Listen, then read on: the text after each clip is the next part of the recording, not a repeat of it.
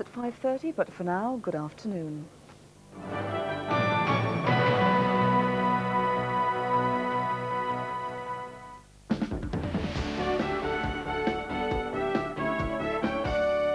Now Andy Gill presents the latest news from the northwest.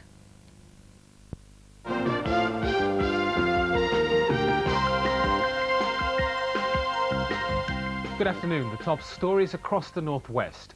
Detectives say they now know the identity of a man they want to question in connection with the murder of a disabled pensioner from Ashton-under-Lyne. The body of 61-year-old Dorothy Johnson was found at her home in Windermere Crescent on Sunday. She'd been battered to death. Police have traced an 8-year-old girl who visited Mrs. Johnson's home on the day of her death. She was seen with the man they want to question.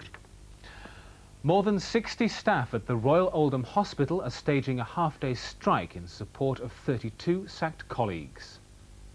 The workers from the Medical Records Office walked out 2 weeks ago in a row over regrading. They were given an ultimatum to return on Monday. When they didn't, they were sacked. I think it is a very frightening development. It's an affront to the right to strike, not just by health record staff, but by everybody working in the health service and perhaps beyond that. Today's strikers were mainly porters and caterers who were replaced by volunteers. Management won't take part in any talks until the industrial action stops, and there may be no new offer. We made an offer. We made an improved offer. Unfortunately, on the 27th of February, lightning strike action was taken before the improved offer could even be considered. The funerals have taken place of 2 Northwest soldiers who were killed in the Gulf War.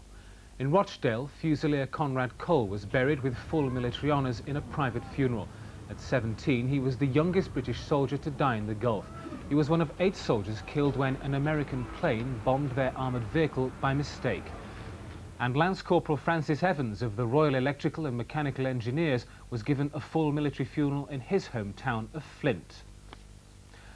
2 men have appeared at Preston Crown Court charged under the Official Secrets Act. Joseph Wilson and Arthur Price both worked at Vickers Shipyard in Barrow. They pleaded not guilty to seeking to communicate information useful to an enemy. Both men were remanded in custody until their trial in July. Ribble Buses have announced the loss of up to 30 jobs at their Fleetwood depot. The operations director, John Gould, said they needed to make the redundancies after a review of their services on the Fylde coast. Figures out today show that Liverpool has the highest incidence of lung cancer in the country. A survey by the Regional Health Authority shows that the number of people suffering from smoking-related diseases is 68% higher than the national average. The news comes on National No Smoking Day. Health organisations throughout the region are staging events to encourage smokers to kick the habit. An RAF helicopter has flown an injured seaman to hospital in Liverpool from his boat in the Irish Sea.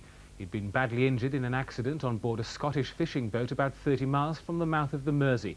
The helicopter from RAF Valley flew him to Walton Hospital. Some news just in. Police are trying to trace a 3-year-old boy who's been snatched by his father in the Toxteth area of Liverpool. The boy was bundled into a car as he was walking with a childminder on Princes Road. That's all for now. In Granada tonight, we ask North West Conservative MPs if they think the community charge should be scrapped. Bob Greaves investigates British Telecom's decision to charge for directory inquiries, plus all the day's news. That's at 6:30 from me. Good afternoon.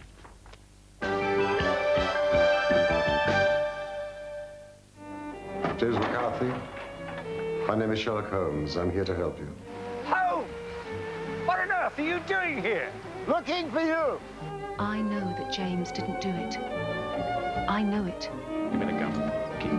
Can't. It's my life, and I'm going to run it the way I like. That's a very nice piece of deduction, Watson. Thank you.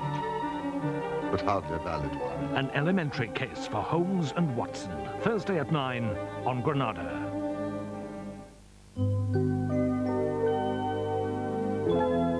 And now to find out what's happening on the wards of the Albert Memorial, we'll join the young doctors.